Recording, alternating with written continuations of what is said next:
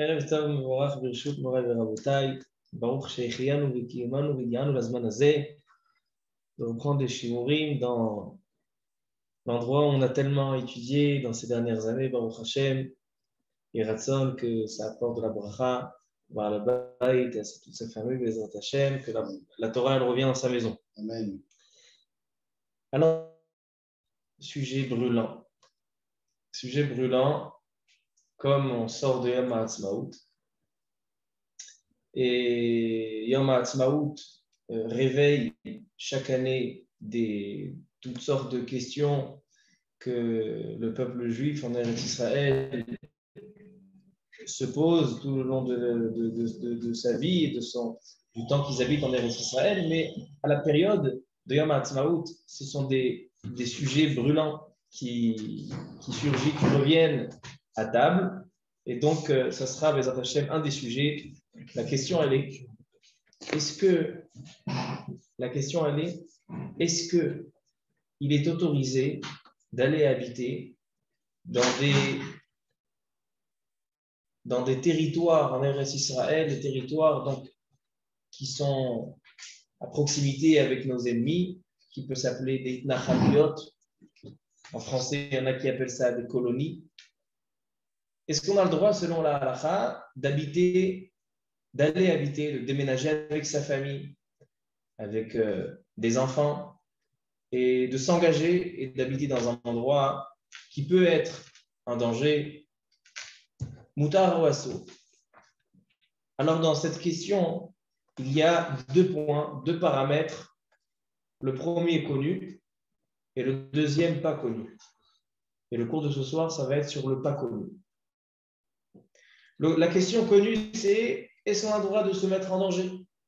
Pour ceux qui sont dans ces endroits, ce sont des endroits qui sont chauds, des endroits qui sont à proximité avec l'ennemi.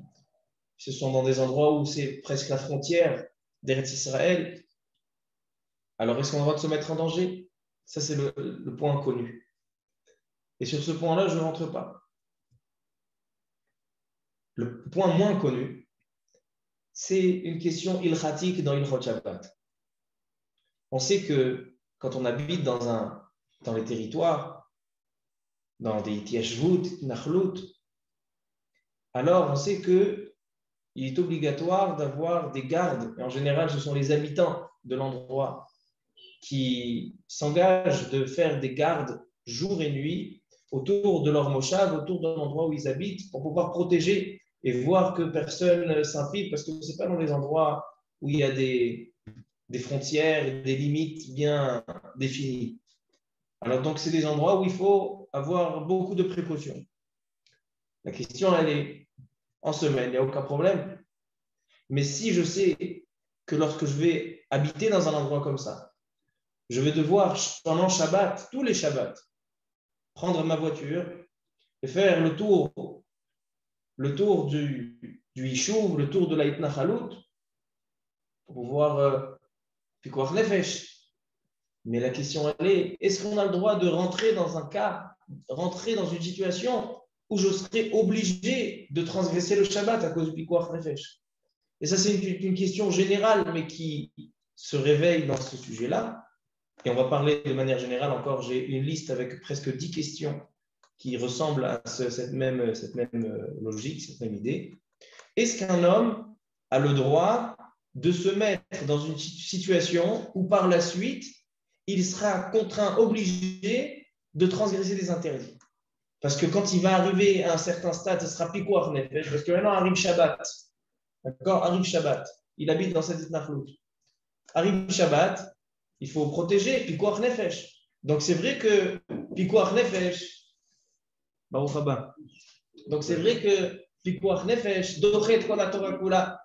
Mais dans un cas où je peux doubler cette situation. C'est-à-dire que si je ne vais pas habiter dans un endroit comme ça, je ne serai pas tenu à transgresser le Shabbat. Alors donc dans ce cas-là, est-ce qu'on a le droit? On n'a pas le droit. Alors ça, c'est la question qu'on va essayer de développer ce soir dans le shiur. On a beaucoup de poskim, des poskim rishonim. Ça démarre depuis le Rivash. Le Rivash, qui était un grand posek séfarade, peux me laisser juste 2 petites secondes pour vous Sans mettre le problème. Wi-Fi là-dessus? Sans Excuse-moi problème. de t'interrompre, mais le son n'est pas bon. Sans problème. Donc, aux auditeurs, juste une petite seconde. Hein, je change un paramètre pour que vous puissiez entendre mieux le chiot.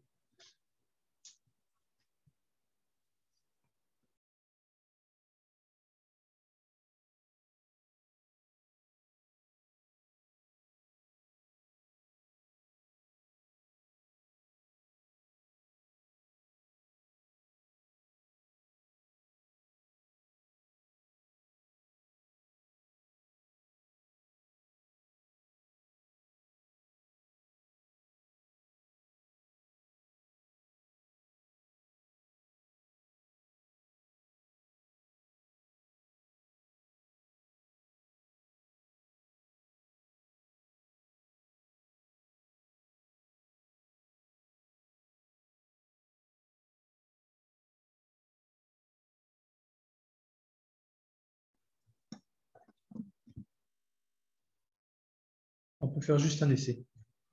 Top. Alors, est-ce que tu m'entends? Ouais, c'est bon.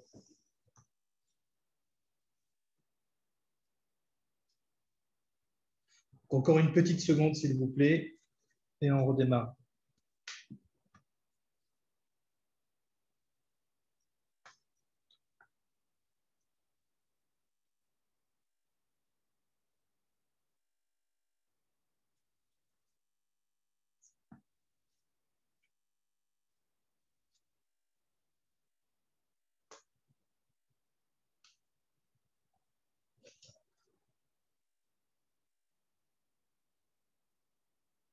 Je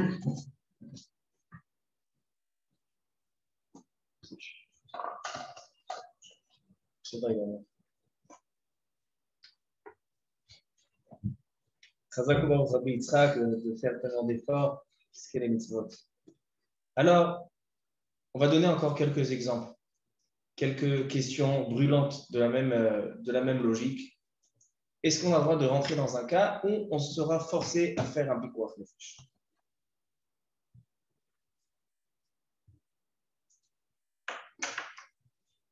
Quelqu'un, il a, lo alenu, un malade en danger à la maison. D'accord? Il s'est fait mal. Ça peut être un danger. On prend la voiture pour aller chez le docteur, aller dans un hôpital. Et il a le choix entre 2 hôpitaux. Le premier, un hôpital de religieux qui connaissent la halakha, qui savent quand il faut transgresser le Shabbat et quand c'est inutile de transgresser le Shabbat. Et un deuxième, non religieux, où là-bas, le personnel, ils ne font pas attention à Shabbat plus qu'un autre jour de la semaine. Pour eux, c'est un jour normal. Donc, même dans des positions ou dans des moments où il n'a pas besoin de transgresser le Shabbat, ils vont quand même transgresser le Shabbat. Lequel choisir? Alors, a priori, c'est évident qu'on va choisir l'hôpital religieux. Mais il sait que dans l'hôpital non religieux, il y a là-bas un spécialiste du besoin qui s'est présenté à lui. Alors, est-ce qu'on a le droit d'aller dans l'endroit où il y a le spécialiste, malgré que ce n'est pas religieux, et ce spécialiste, il va faire toutes sortes, il va allumer la lumière ou écrire des choses qui sont inutiles pendant Shabbat? Moutar ou asso? Cette question, elle a été demandée au Rav Shlomo Zalman Auerbach, à la Shalom, dans son livre Minchat Shlomo Chelek Aleph, Siman Zayn. Comme là-bas, il a posé cette question. Une autre question intéressante que je me suis posée vraiment juste avant le shiur, et en cherchant, j'ai trouvé que des grands de la génération, ils ont déjà posé la question. Le Minchat Yitzhak, le Tzitz Eliezer.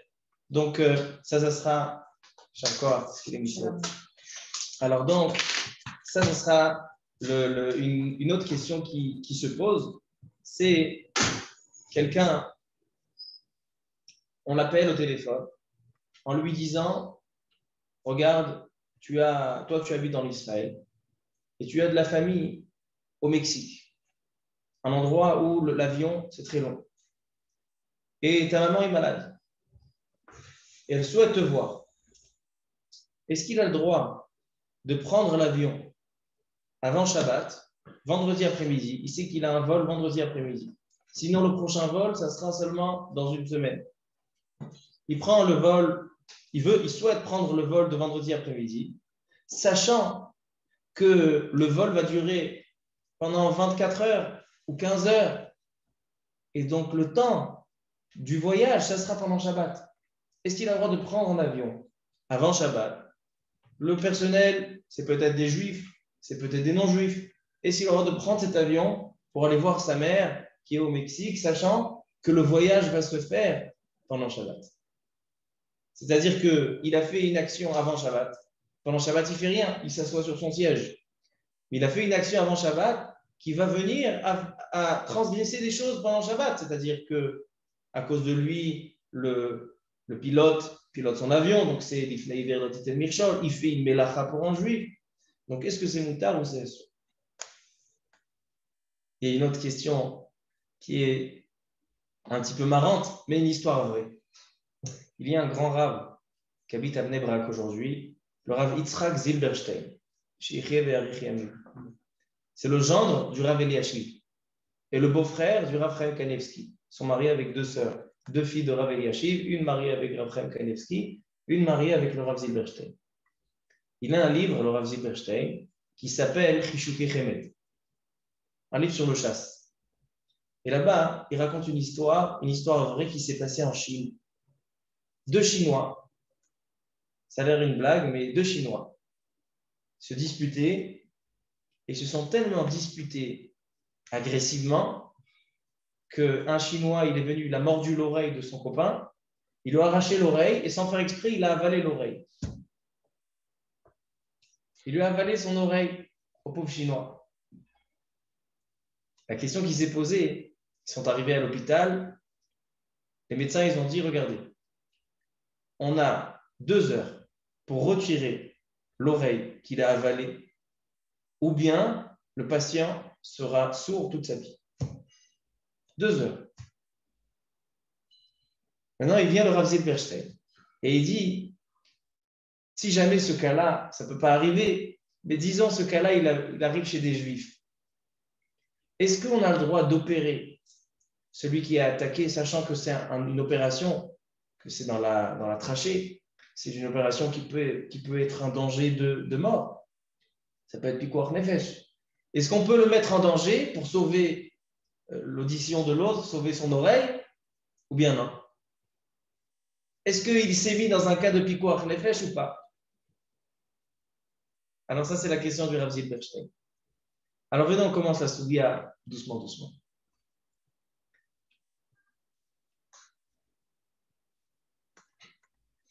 La Gemara dans Masechet Shabbat, dans la page 19, il y a une braïta. Yutet Amoudale. Elle dit la braïta. Tanu Rabbanan. En mafligim basfina, pachot megim el yamim, kodem la Shabbat. On parle de partir en croisière, monter sur un bateau. À l'époque, c'était les manières de se déplacer d'un pays à un autre. Alors, elle dit la braïta. On n'a pas le droit de prendre le bateau si on est dans les 3 jours avant Shabbat. C'est-à-dire, mercredi, jeudi, vendredi, tu n'as pas le droit de monter sur le bateau, sachant que le bateau va naviguer pendant Shabbat. Par contre, si c'est dimanche, lundi, mardi, donc avant 3 jours qui précèdent le Shabbat, même si le bateau va naviguer pendant Shabbat, on a le droit. Seulement les 3 jours avant Shabbat à sous. Bamet varim amorim ledvar hareshut. Et ça, c'est dans un cas où il prend le bateau pour des raisons personnelles, dvar hareshut. Aval dvar mitzvah, s'il va pour dvar mitzvah, il a le droit de prendre le bateau même dans les 3 jours qui précèdent. Même vendredi après-midi, il a le droit de monter sur le bateau. Comme ça, elle dit la baraïta. Dans les Rishonim, on trouve 5 manières d'expliquer cette halakha. Pourquoi on n'a pas le droit de prendre un bateau 3 jours avant Shabbat? C'est quoi le problème? Dans les Rishonim, il y a 5 explications. Le Rif en ramène 2. Le Rif, Rabbi Yitzhak El-Fassi, ramène 2 explications. La première, elle est la suivante.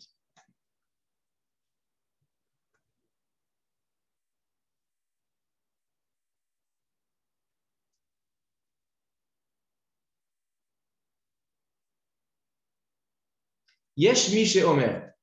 Il y a quelqu'un qui dit le Rif, donc certains Rishonim.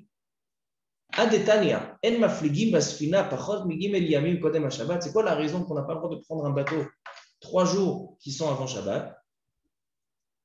Bisman shehasfina gosheshet ve'en bamaim asarat tfachim. On sait qu'on a une halakha que Shabbat, on n'a pas le droit de s'éloigner plus loin qu'un périmètre. Ça s'appelle troumin, troum de Shabbat. Alors on a plusieurs. On sait qu'à partir de Alpaï Mama, 1 kilomètre, on n'a pas le droit. Ça, c'est Midera Banan. Il y en a qui disent que c'est Deoraita. Après 12 000, donc 6 kilomètres, les coulées Alma Deoraita. Donc, on n'a pas le droit de s'éloigner. Maintenant, le bateau, il s'éloigne des dizaines et des centaines de kilomètres. Donc, comment on fait avec le problème de Troumin? Alors, on a une règle. Une règle. En Troumin, les Ma'ala Me'asara. C'est-à-dire, si je suis dit Tfachim, donc 1 mètre au-dessus de la terre ferme, il n'y a pas de problème de Troumin. Donc, un bateau, si le bateau navigue et il y a une profondeur en dessous du bateau de plus de 10 Tfachim, plus d'1 mètre, ce qui est la majorité des cas, alors il n'y a pas de problème de Troumin. En Troumin les Ma'ala Me'asara. Par contre, naviguer dans un kayak, dans une rivière, où là-bas, il n'y a pas beaucoup de fond, on est à 50 cm du sol, alors là, on n'a pas le droit de naviguer et de sortir du trou. Alors donc, il y en a certains qui pensent que tout ce que la Gemara nous dit, qu'on n'a pas le droit de prendre un bateau 3 jours avant, c'est seulement quand le bateau, il est gosheshet. Gosheshet, ça veut dire qu'il frôle le parterre, où là-bas, on a un problème de s'éloigner du trou. Par contre, quand le bateau, il est à une profondeur plus de 1 mètre, qui est la majorité des cas, il n'y a aucun problème, même vendredi après-midi, de prendre le bateau, il n'y a pas de problème de trou. Comme ça, il dit, c'est Richoni. Le Rif, il dit, moi, je ne suis pas d'accord avec cette explication. Pourquoi? Parce que si c'est ça, la Gemara aurait dû détailler. En fait, ça enlève tout le sens de la Gemara. La Gemara nous dit, on n'a pas le droit de prendre le bateau. Donc, nous, on sait c'est quoi un bateau. Un bateau en mer, avec de la profondeur. Mais ces Rishonim ont limité cette Gemara en disant que non, tout l'interdit de prendre le bateau, c'est seulement quand le bateau il est gauchèche, il touche le parterre, il est à moins d'1 mètre. Mais si c'est plus, alors il n'y a aucun problème. Il dit le Rif, c'est pas possible que ce soit ça l'explication. Il dit le Rif, j'ai une autre explication. Il y a quelque chose qui s'appelle le mal de mer. Le mal de mer, il peut être provoqué par 2 choses. Ou bien parce que le bateau il tangue et il se balade. Ou bien l'air de la mer, il peut rendre malade. Donc il dit, le Rif, il dit, pourquoi 3 jours avant Shabbat, on n'a pas le droit de prendre le bateau, tous les bateaux? Pourquoi on n'a pas le droit d'aller en mer? Parce qu'une personne, elle met 3 jours à s'habituer à la mer. En général, quand il y a des bateaux qui partent, les 3 premiers jours, les gens ne sont pas bien. Après 3 jours, donc il dit, il y a une mitzvah de Onek Shabbat. Et une mitzvah de profiter le Shabbat. On n'a pas le droit de se mettre dans un cas, dans une situation où je vais être malade pendant le Shabbat. Donc, il dit, mitzvah, pas mitzvah, obligation de prendre le bateau dimanche, lundi, mardi. Parce que si je prends mardi, mercredi, jeudi, je serai malade Shabbat. Il y a un problème de Onek Shabbat. Et ça, c'est le Dvar Hareshut. Le Dvar mitzvah, moutar même dans ces 3 jours. Comme ça, il dit le livre. Ok. Ça, c'est la deuxième explication. Troisième explication, le Tosfot. Tosfot, dans le Daf Yutet, lui, il dit qu'on n'a pas le droit, tout le monde sait qu'on n'a pas le droit de nager pendant Shabbat. Même ceux qui disent on va à la piscine Shabbat, où j'ai déjà dit plusieurs fois que pour aller à la piscine, il faut être Talmid Chacham. Un Talmid Chacham, il ne va pas à la piscine Shabbat. Alors, nager, c'est interdit. Pourquoi? Kedeshelo c'est une gezera. C'est les Chachamim, ils ont fait une gezera, de peur qu'une personne, elle va fabriquer Chavit Shel Shayatim. Il va fabriquer une barque avec des rames. Et donc, l'action de nager, elle ressemble à un bateau qui se pousse. Donc il dit c'est une gezerah. Donc il dit le Tosfot, la même chose ici. Quand on est dans les 3 jours avant Shabbat, il n'a pas le droit de naviguer, sachant qu'il va naviguer pendant Shabbat. Pourquoi? De peur qu'il va aller fabriquer un bateau avec des rames 3 jours avant Shabbat, puisque c'est éloigné du Shabbat, il y a un équerre, mouta. Ça, c'est la 3e explication. Tosfot. Quand on a les Rishonim que le Rif il a ramené Troumin, il a repoussé. Le Rif qui dit Oneg Shabbat, parce qu'il sera malade, et le Tosfot qui dit Chavit Shel Shayet. Et on a encore une explication. Rabbeinu Zerachia Halevi. Rabbeinu Zerachia Halevi, c'est un des grands Rishonim qui a écrit le célèbre commentaire sur le Rif Ba'al HaMa'or. Rabbeinu Zerachia Halevi, Ba'al HaMa'or. Il dit le Rabbeinu Zerachia Halevi, je vais vous lire ce qu'il dit.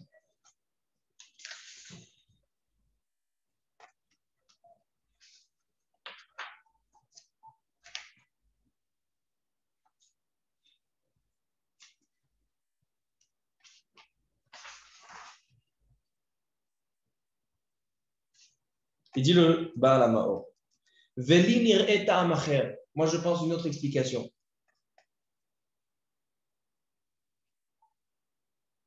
Dekol shlosha yamim kodem la Shabbat, kame shabta mikre. Venir'e kematne lidchot et Shabbat. Quand on prend un bateau, il dit le Rabbeinu Zerachia Halevi, on est obligé à faire les melachot pendant Shabbat. Il faut, si c'est un bateau avec un moteur qui est avec du charbon, il faut recharger le charbon. Il faut attacher les voiles, c'est kosher vematir. Donc il dit, il y a des melachot à faire. Donc il dit, si je pars dans les 3 jours avant Shabbat, ça veut dire que le Shabbat ne m'intéresse pas, je sais que je vais devoir faire des melachot pendant Shabbat. Nir'e kematne la'avor à la Shabbat, c'est comme si, il montre comme si il est intéressé à transgresser le Shabbat. Donc il faut partir dimanche, lundi, mardi. Ou là-bas, l'on ira. Comme ça, il dit Rabbeinu Zerachia Halevi. 5e explication, la dernière, le Ramban. Dit le Ramban que quand il va dans un bateau avec des goïms, où les goïms c'est le personnel, l'équipage ce sont des goïms, il dit Nira ke'ilu metzave otam. C'est comme s'il leur demande de faire des melachot pour lui pendant Shabbat. Shlucho. Donc on a 5 explications dans le Rishonim. Il y a beaucoup de nafkaminot entre toutes les raisons. Il y a beaucoup de conséquences. Par exemple, selon le Rif qui dit que c'est Oneg Shabbat, alors ils disent les Mefarshim que c'est seulement dans la mer où la mer elle est salée. Là-bas on a le mal de mer. Mais si c'est de l'eau douce, par exemple prendre un bateau et aller dans une mer où l'eau elle est douce, ou aller au Kinneret, etc., selon le Rif il n'y a aucun problème. Il y a plusieurs nafkaminot. On n'a pas le temps de détailler. Le Mishnah Bura, il ramène beaucoup de nafkaminot. Moi, j'ai envie de prendre le Rabbeinu Zerachia Halevi.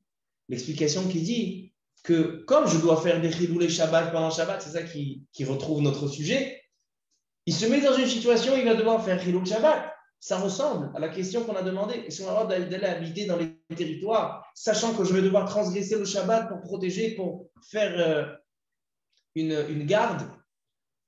Alors, il dit Rabbeinu Zerachia Halevi, si on est dans les 3 jours avant, Assour, et si on est avant 3 jours, Mouta. Et ça, c'est Dvar HaReshut. Mais Dvar Mitzvah, ça c'est Dvar Mitzvah, pourquoi? Ishuv Eretz Israël. Alors, Dvar Mitzvah, a priori, même vendredi après-midi, il a le droit d'aller habiter là-bas. Pourquoi? Parce que c'est Dvar Mitzvah, il peut se mettre dans un cas de Pikuach Nefesh et de transgresser le Shabbat.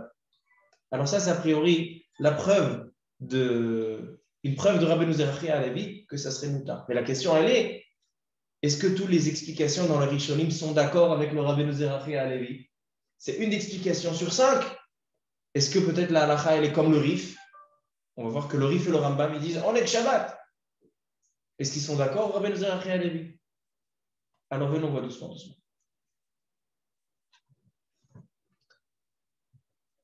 Il y avait un grand rave, un grand tzaddik au Maroc, qui s'appelait Rabbi Yehuda ben Attar. Il était en famille avec le Or HaChaim HaKadosh, Rabbi Chaim ben Attar, plus âgé que lui, et c'était un Kadosh Elion. Il y avait des Nissim Beniflaot, il avait une puissance étonnante. J'ai lu quelques histoires sur lui, pas des histoires de n'importe qui, des histoires que le Chida raconte sur lui dans son livre Shem Agdolim. Il raconte des histoires étonnantes. Écoutez, il s'appelait Rabbi Yehuda ben Attar. On sait que Yehuda, le fils de Yaakov Avinu, il est comparé à qui? À quoi il est comparé? Au lion. Gour Aryeh Yehuda. Gour Aryeh Yehuda.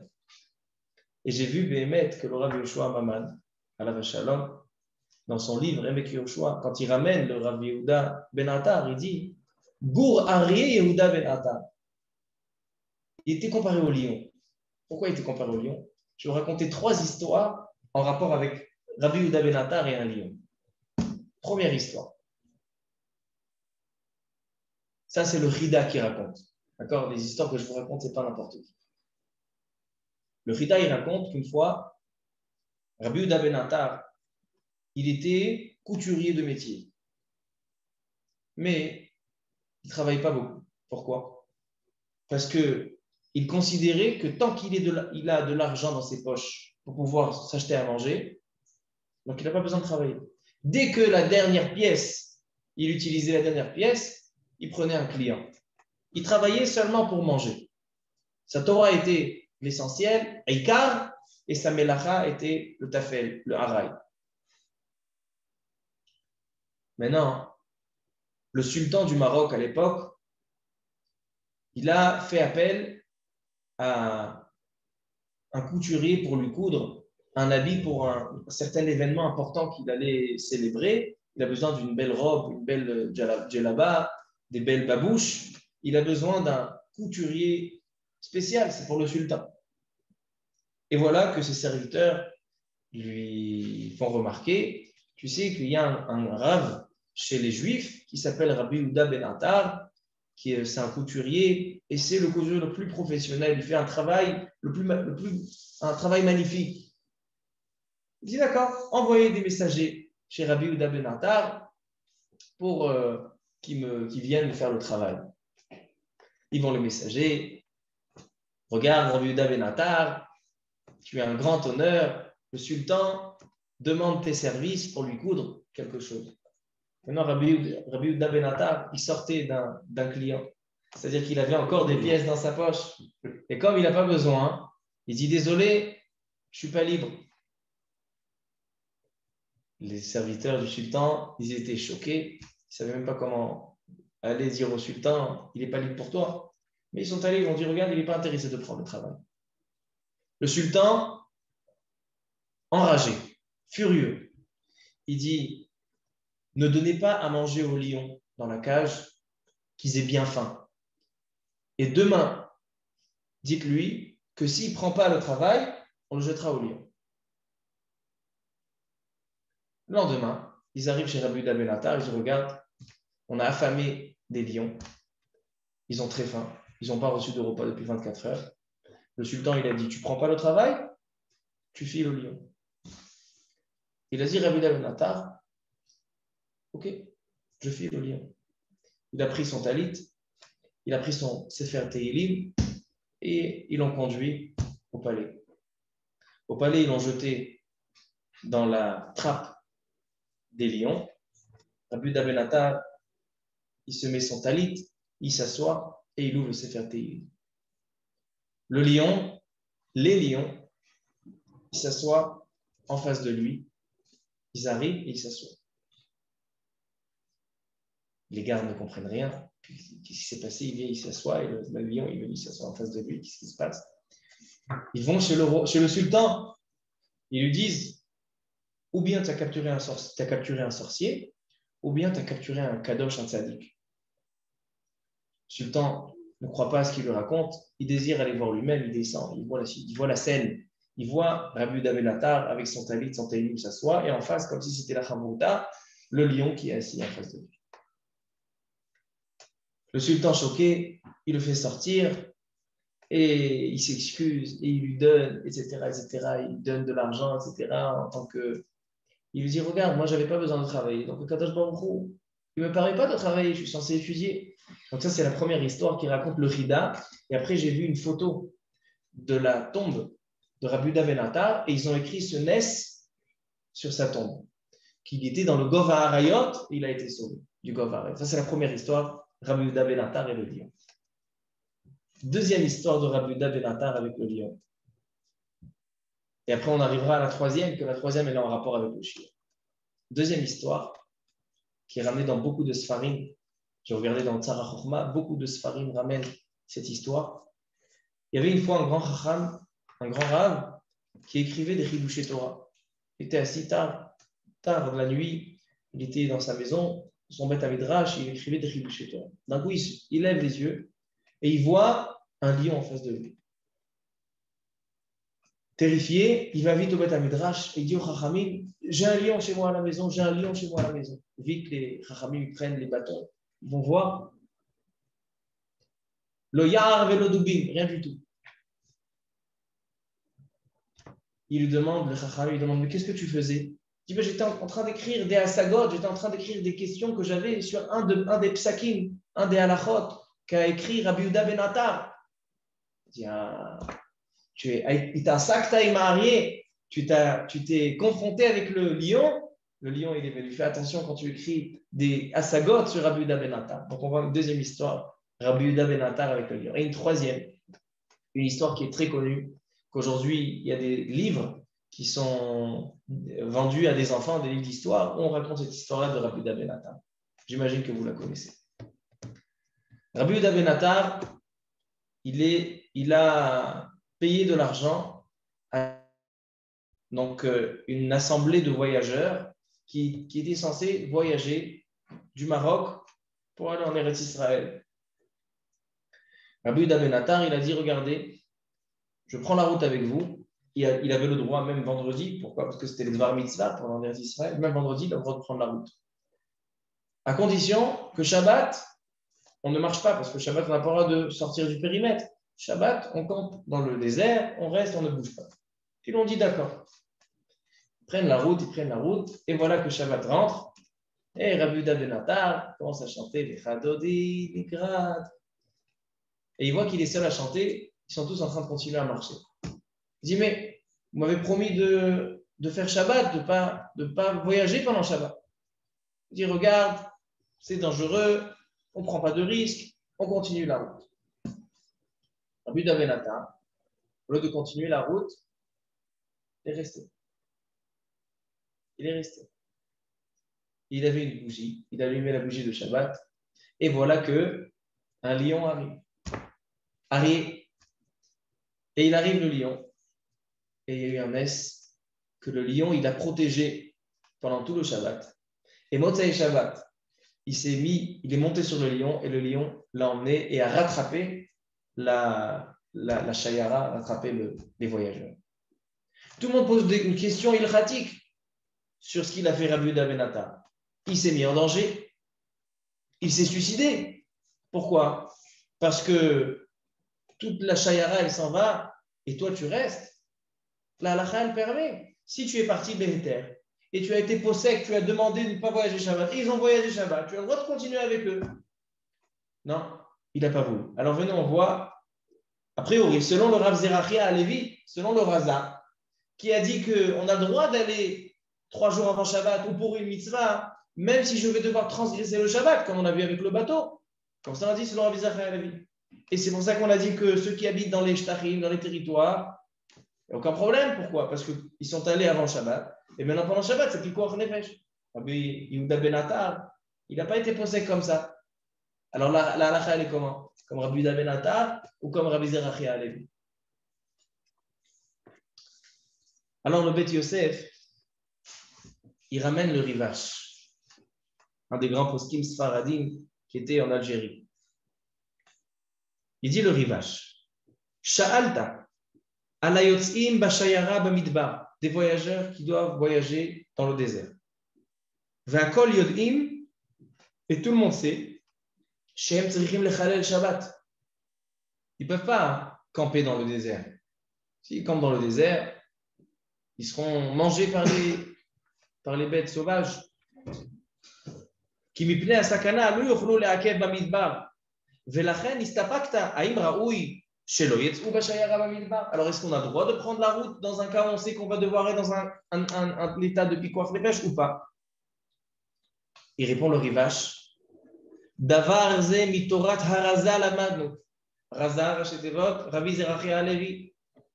On peut apprendre ça du Raza, Rabbi Zerachia Alevi. Comme Rabbi Zerachia Alevi, il a autorisé de prendre le bateau, sachant qu'il va y avoir un Chilul Shabbat pendant Shabbat. Pourquoi? Parce que je suis parti 3 jours avant Shabbat, ou bien je suis parti pour une mitzvah, même vendredi, j'ai le droit de prendre le bateau. Parce qu'on a le droit de se mettre dans une situation, selon le Rabbi Zerachia Alevi, que je serai en Pikuach Nefesh Shabbat, je vais devoir transgresser. Alors il dit, le Rivash, quelqu'un qui va aller en voyage et qu'ils seront obligés, tenus à faire un Chilul Shabbat pendant Shabbat, on a le droit. Comme ça, il dit le Rivash. C'est-à-dire que dans les 5 explications dans la Gemara, on tranche la halakha. Le Rivash, il tranche la halakha comme le Raza.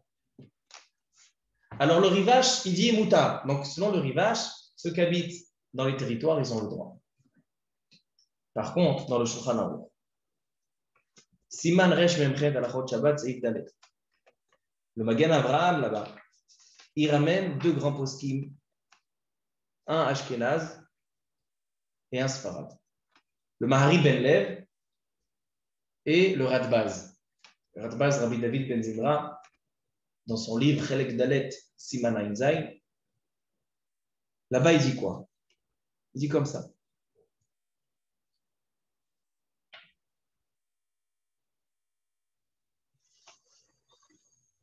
Il dit le Magen Avraham, Veri Ben Lev, le Mahari Ben Lev et le Radbaz, Katvu, She'im Yodea Bevadai She'chalel Shabbat, Asur. Eux, ils pensent pas comme le Raza, pas comme le Rivash. Eux, ils pensent comme Rabbi Yehuda ben Attar, que quelqu'un qui sait qu'en prenant cette route, qu'en s'engageant dans ce voyage, il va devoir transgresser Shabbat, Asur, ve'alpize noagim somchim arshav shemistaknim be'atzmam shelo lechalel Shabbat. Et sur ça se reposent ceux qui prennent un danger, qui se mettent en danger, comme Rabbi Yehuda Alevi. Le Magen Avraham, comme s'il parle pour Rabbi Yehuda ben Attar, pardon. Rabbi Yehuda ben Attar, qui s'est mis en danger. Comment tu mets en danger? Oui, comme je suis parti Erev Shabbat et je me suis mis dans le Pikuach Nefesh. Alors donc, on a une machloquette. Comment on tranche la halakha? Est-ce qu'on tranche comme le Rivash, le Raza, et donc ce serait Moutar? Ils ont le droit d'habiter dans les Shtarim, ou comme le Mahari Ben Lev, le Radbaz et Rabbi Yehuda ben Attar? Il y avait un Gaon avant la Shoah, qui a été tué pendant la Shoah, qui s'appelait le Rav Elchanan Wasserman. Tout le monde connaît le Rav Elchanan Wasserman. Il a un livre qui s'appelle Kovetz et Harot sur Masechet Yevamot. Gimel, Hot, Gimel. Là-bas, il ramène le Magen Avraham, qui dit que selon le Radbaz et selon le Mahari Ben Lev, on a le droit de se mettre en danger dans un cas où on s'est mis dans la situation. Si je suis dans un maintenant Shabbat, j'ai un Pikuach Nefesh, quelque chose qui est venu de nulle part, alors voilà, Pikuach Nefesh dochet kol haTorah kula. Mais dans un cas où je me suis mis en Pikuach Nefesh, je suis allé dans un cas où je devais voir le Pikuach Nefesh, il dit non. Il dit le Kovetz Harot, Rabbi Elchanan Wasserman, il demande, mais Pikuach Nefesh, qu'est-ce que ça change? Qu'est-ce que ça change si je me suis mis dans la situation ou je ne me suis pas mis dans la situation? Pikuach Nefesh dochet kol haTorah kula. Maintenant, je suis en danger. Velishmartem me'odei nafshotechem. Un homme, il doit faire attention de s'évader du danger. Il dit le Rav Elchanan Wasserman, un chidouche qui est très étonnant. Et que le Rav Shlomo Zalman Auerbach, il dit que c'est Tamoua Beyoter. Et lui, il dit comme ça. Il dit le Rav Elchanan Wasserman, c'est quoi Pikuach Nefesh dochet kol haTorah kula? C'est quoi? Ça veut dire quoi que quand on a un Pikuach Nefesh, un danger de mort, alors donc les mitzvot, on repousse toutes les mitzvot. C'est-à-dire que rien ne vaut la vie. Quand on a une vie contre la Torah, c'est la vie qui prend.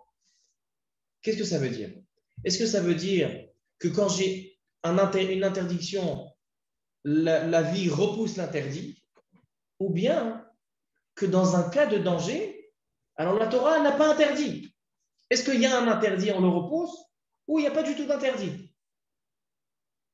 Il dit le Rav Elchanan Wasserman, si on dit qu'il n'y a pas du tout d'interdit, si on dit que ça repousse l'interdit, il y a un interdit, mais on le repousse, alors il dit, je ne comprends pas ce qu'il dit le Rav. Je ne comprends pas ce qu'il dit. Qu'est-ce que ça change si je me suis mis dans la situation ou je ne me suis pas mis dans la situation? Puis quoi, Nefesh, Doret, quand la Torah Kula. Mais si je dis qu'en cas de Pikuach Nefesh, alors la Torah, elle ne nous a pas interdit il n'y a pas de Shabbat quand il y a Pikuach Nefesh. Alors là, je comprends que c'est seulement dans un cas où il y a le Pikuach Nefesh qui contredit le Shabbat. Mais dans un cas où moi, j'ai fait une action qui ne contredisait pas le Pikuach Nefesh et qui a compromis le Shabbat. Par exemple, je me suis allé dans un endroit où je vais devoir transgresser le Shabbat. Donc maintenant, il n'y a pas de Pikuach Nefesh quand j'ai fait mon action. Donc il dit alors là, l'interdit est là.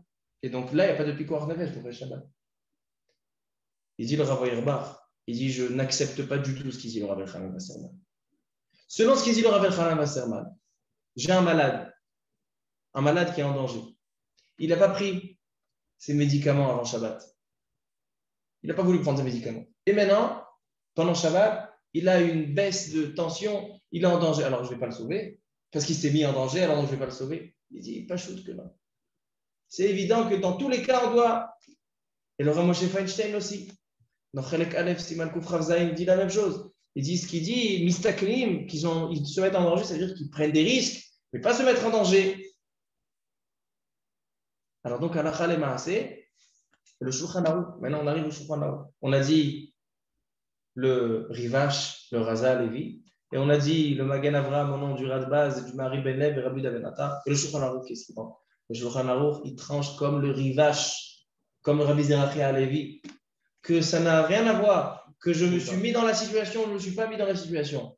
On a le droit, on fait Pikuach Nefesh Dochet Kol HaTorah Kula, et donc on a le droit d'aller habiter quand c'est Dvar Mitzvah ou quand c'est avant les 3 jours avant Shabbat. On a le droit de se mettre dans une situation où Shabbat, on va devoir transgresser. Donc on a le droit de prendre le bateau 3 jours avant Shabbat, sachant que Shabbat, je vais devoir transgresser. Ça, c'est Halakha le Maaseh. Donc selon ça, maintenant on répond aux questions. La première question, est-ce qu'on a le droit d'aller habiter dans des endroits où on va devoir transgresser le Shabbat pour se protéger? Oui, Moutar. Pourquoi? Parce que pendant Shabbat, c'est Pikuach Nefesh. Comme Rabbi Zerachia Levi, comme le Rivash, comme le Shulchan Aruch. Est-ce qu'on a le droit de monter sur un bateau, sachant que je vais devoir transgresser Shabbat? On a dit, si c'est avant 3 jours avant Shabbat, Moutar. Et si c'est pour Dvar Mitzvah, même dans les 3 jours, on a le droit. Maintenant, je me suis posé la question. On a dit que pour Dvar Mitzvah, même dans les 3 jours, on peut prendre un voyage. Alors maintenant, la question de celui qui a sa maman au Mexique. Et maintenant, Erev Shabbat, on lui dit, regarde, tu as un vol maintenant, vendredi après-midi. Mais pendant Shabbat, je vais être dans l'avion. Alors, est-ce qu'il a le droit de prendre cet avion? Parce que c'est Dvar Mitzvah. Et puis quoi, Nefesh Dochet Kol HaTorah Kula? Alors, est-ce qu'il a le droit de se mettre dans un cas de Pikuach Nefesh? Alors, j'ai cherché. Et le Minchat Yitzhak, le Rav de l'Aïda Charedit, le Tzitz Eliezer, ils ont posé la question. Ils ont dit non. Assour de prendre l'avion. Pourquoi? Parce que dans un bateau, il n'y a pas de problème de troumine. Parce que c'est élevé et c'est en dessous la mer. En dessous la mer. Et donc là-bas, le troumine, c'est des rabanan. Mais l'avion, il vole sur la terre. Et dans ce cas-là, il y a un problème de troumine, un problème de troum, de périmètre, de s'éloigner Shabbat. Et deuxièmement, comment il va pouvoir faire Shabbat dans l'avion? Il ne va pas pouvoir faire Shabbat. Comment il va faire Shabbat? Il peut faire Kiddush, il peut faire Tfilot, il ne pourra pas faire Shabbat. Donc ils disent non, qu'il attende. Si c'est Pikuach Nefesh, c'est sûr qu'il voyage pendant Shabbat. Mais là, ce n'est pas Pikuach pour Dvar Mitzvah, ou bien 3 jours avant Shabbat, il sait qu'il va devoir. Il dit là, il ne s'autorise pas. Maintenant, la question de l'oreille. La question de l'oreille avec les 2 Chinois, où il a mangé son oreille, il a avalé. Alors, il dit le Rav Zilberstein, selon le Rav Wasserman, selon l'opinion qui disait que si je me suis mis dans un cas de sakana où j'avais un état qui n'était pas contre Pikuach Nefesh, celui qui est rentré dans un cas de Pikuach Nefesh. Je dis là-bas, il n'y a pas de Pikuach Nefesh dans la Torah, il doit. Alors, donc, il dit que on peut faire le nettoyage, on peut faire l'opération et de retirer l'oreille, même si ça met en danger l'autre. Et là-bas, il parle d'un cas intéressant, le Rav Wasserman. Il dit, on sait qu'on n'a pas le droit, si quelqu'un il voit un nid avec des œufs, des petits oisillons et la maman. Alors, qu'est-ce qu'il doit faire? Shilo Achaken, il doit envoyer la maman et prendre les œufs. Maintenant, s'il fait l'inverse, s'il veut prendre la maman à lui et laisser les œufs, alors il transgresse l'interdit. Lotikach ha'em ala banim. Tu n'as pas le droit de prendre la maman et laisser les enfants. Maintenant, il y a quelqu'un, il marche dans la rue, il voit un nid et il prend, voilà, il y a un poulet, il prend la maman et il laisse les œufs. Après une seconde, il se dit, attends, je suis en train de transgresser l'interdit de la Torah, Lotikach ha'em ala banim. Alors il dit, attends, je vais le remettre. Maintenant, pour le remettre, il faut qu'il monte sur un arbre qui est très haut, donc il va se mettre en danger. Il va se mettre en safek les fachot. Il dit le Rav Wasserman, c'est exactement la question de l'oreille. Est-ce qu'on fait l'opération pour mettre en danger pour retirer ou pas? Il dit le Rav Wasserman, oui, qui monte sur l'arbre. Mais le Rav Auerbach, il a dit, bah putain. Il a dit au contraire, s'il monte sur l'arbre, alors il est en train de se mettre en danger. Alors donc, interdit. Puis quoi, Nefesh donc il n'a pas le droit de monter. Par contre, le Rav Zebesha, il dit que dans sa question avec l'oreille, selon les coups, légalement, on peut faire l'opération. Parce que là-bas, c'est seulement un safek, Pikuach Nefesh. Ce n'est pas un Pikuach Nefesh Badaï. Donc, on fait l'opération pour retirer l'oreille. On termine avec la dernière question qu'on a demandée. J'ai 2 hôpitaux. Un hôpital pendant Shabbat. D'accord? Maintenant, il y a un accouchement où ça doit se faire avec une césarienne et c'est un cas très spécial. J'ai 2 hôpitaux. L'hôpital de religieux, où là-bas, ils ne font pas de Chilul Shabbat Stam. Et j'ai un hôpital pas religieux. Mais là-bas, il y a le spécialiste. Alors, il dit, le Rav Shlomo Zalman Auerbach, il avait un koach psak, il dit, va au spécialiste. Même s'il va y avoir maintenant des Chilul Shabbat, il dit pourquoi? Par rapport à ce qu'on a étudié maintenant. Un homme a le droit à rentrer, dans un cas de Pikuach Nefesh, il a le droit même de provoquer des interdits pendant Shabbat. Même s'il peut aller chez le religieux, et là-bas, il n'y aura pas de Chilul Shabbat. Non, puisqu'il fait pour le Pikuach Nefesh. Et il fait pour qu'on s'occupe de la manière la plus parfaite dans son malade. Il va chez le spécialiste, il dit, chez Chilul Shabbat, lo manenoti. Pikuach Nefesh, ne faites pas la Torah Kula. D'accord? Donc, on a répondu à toute la question. Donc, la question, elle est clalique, la question, elle est générale. Est-ce qu'un homme a le droit de se mettre dans un cas où il va falloir faire Chilul Shabbat? Bepikuach Nefesh, Mutar. Dit le Shulchan Aruch, Siman Resh Memchet, Seif Dalet, comme le Rivash, Rabbi Zerachia Levi, Mutar. Ça, c'est Halakha Lemas. On termine avec une petite Mishnah sur Pirkei Avot.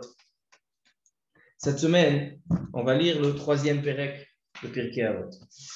Et là-bas, il y a une Mishnah qui dit comme ça. On doit l'expliquer, cette Mishnah.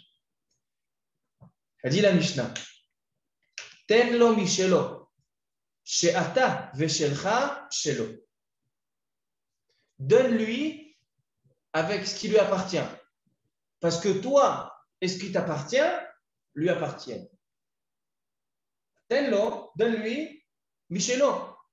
Tu donnes à Kadosh Baruch Hu, quelqu'un il a 100 shekels dans la poche. À qui c'est ces 100 shekels? Il pense que c'est à lui. Mais c'est à qui? C'est à Kadosh Baruch Hu. Donc donne-lui son argent.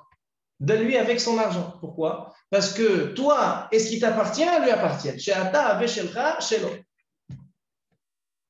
Comment on peut comprendre cette Mishnah? Comment on peut intégrer cette Mishnah? Alors, il y a une histoire que Rav Ovadia Yosef raconte dans son livre sur Pirkei Avot. Sur le Rav Menachem Mendel Meriminov, un des grands chassidim. Une fois, le Rav Menachem Mendel Meriminov, il était assis avec ses talmidim, avec ses élèves. Et voilà qu'en pleine Seouda, avec le Disveri Torah, il y a quelqu'un qui rentre, un pauvre jeune homme, tout maigre, tout faible, à peine il arrive à parler, avec des habits déchirés, pour demander de la tzedaka. Il fait très froid dehors. Le Rav Menachem Mendel Meriminov, il le voit et il lui donne une très grosse somme. Il dit à son élève, donne-lui une très grosse somme de tzedaka, dinar zahav. Une grosse somme. Ce pauvre misken, sa mère, on lui a fait la paye des 2 prochaines années. Et il sort pour aller chez lui, pour trouver un abri. Et avec cet argent-là, il va pouvoir tenir. Quand il est sorti, ce pauvre, le Rav Menachem Mendel Merivinov, il se dit, il regarde où il est parti, rappelez-le vite. Il le rappelle, ils lui font revenir. Maintenant, lui, il est stressé. Il a reçu un dinar zav, il dit quoi, ils vont me le reprendre. Bon, il n'a pas le choix. C'est le Rav Menachem Mendel Merivinov. Il rentre dans le Beth Midrash. Le Rav Menachem Mendel Merivinov, il lui dit, tiens, prends un deuxième dinar zav. Très étonné, il n'arrive même pas à parler, il ne sait même pas ce qui lui est arrivé. Mais ça le tracassait, il est allé demander au Rav. Il lui dit, mais Kvod Rav, si tu voulais me donner deux dinars zahav, 2 grosses sommes d'argent, alors pourquoi tu ne me les as pas donnés tout à l'heure? Pourquoi tu m'as donné un, tu m'as fait partir, revenir et tu m'as donné un deuxième? Et il dit, le Rav Menachem Mendel Merivinov, il dit, regarde, quand je t'ai donné le premier dinar zahav, je ne te l'ai pas donné parce que je te l'ai donné parce que j'avais de la peine pour toi. Je t'ai vu rentrer dans un état Hachem Ishma, j'avais de la peine. Alors donc, le premier dinar zahav, ce n'est pas de la tzedaka. C'est un acte de conscience, de peine que je t'ai donné. Mais après, quand j'ai vu que tu es parti, et je me suis rendu compte que je n'ai même pas donné de la tzedaka, j'ai donné une somme énorme, mais ce n'était pas de la tzedaka, c'était des pitiés que j'avais pour toi. Alors je t'ai rappelé pour te donner. Et il ramène le pasouk, il dit Naton titen la ani. Le ani, on lui donne 2 fois. Pourquoi on lui donne 2 fois? Donne une fois, beaucoup. Pour te dire que la première fois que tu donnes au pauvre, c'est parce que tu as pitié de lui. La vraie tzedaka, c'est quand tu le redonnes la deuxième fois, quand tu lui donnes parce que tu fais la mitzvah de tzedaka. Il dit le Rav Ovadia Yosef, il dit c'est ça la Mishnah. Ten lo mishelo she'ata v'shelcha shelo. Quand tu donnes la tzedaka, ne pense pas que tu fais une tova à quelqu'un. Oui, j'ai de l'argent à moi, et maintenant je te le donne, mitzvah de tzedaka. Il faut que tu intègres, savoir que tu fais une mitzvah de tzedaka. C'est quoi la mitzvah de la tzedaka? C'est que tu es conscient qu'Akadosh Baruch Hu, il t'a donné cet argent. Pas pour le garder, mais pour pouvoir profiter de tes frères. Ten lo mishelo, she'ata v'shelcha shelo. Baruch Adonai le'olam. Amen ve'amen. המרחם על כל בריאותיו ויחס ויחמול וירחם הנפש, שעוד שמה שהנפטר בשלותם מן העולם. הרצל בן שמחה וציון בן משה חמי ורפאל בן פורtuné et toute la liste qui est devant vous. Il y a encore des noms. רוח אדוני תניחם בגן עדן, הם וכל בני ישראל שוכבים עמה בכלל האחר וסליחות וכן יהי רצון ונאמר אמן.